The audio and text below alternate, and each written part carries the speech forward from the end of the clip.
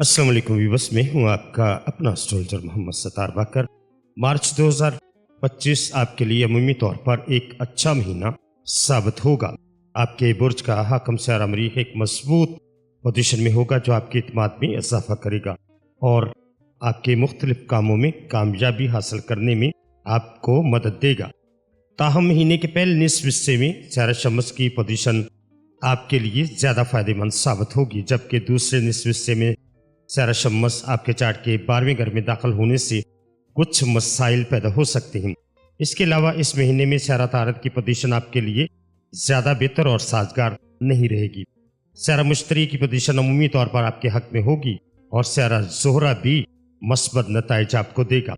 Sierra ज़ोल Sierra मुश्तरी के ज़ेर असर मजमूई तौर पर अच्छे नताइज मिलेंगे, लेकिन राहु की असर की वजह से कुछ कमजोरियां देखने को मिल सकती हैं। ताहम अमूमी तौर पर सियारा ज़ोहल औस से बेहतर नताइज आपको फराहम करेगा।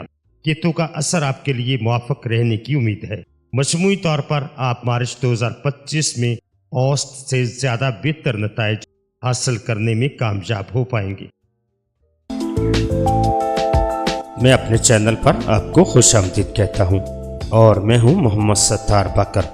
अगर आप इल्म नजूम से मुकम्मल तौर पर रहनुमाई हासिल करना चाहती हैं या चाहते हैं तो फिर देखते रहिए इस चैनल को, जो कि सिर्फ और सिर्फ आपके लिए है।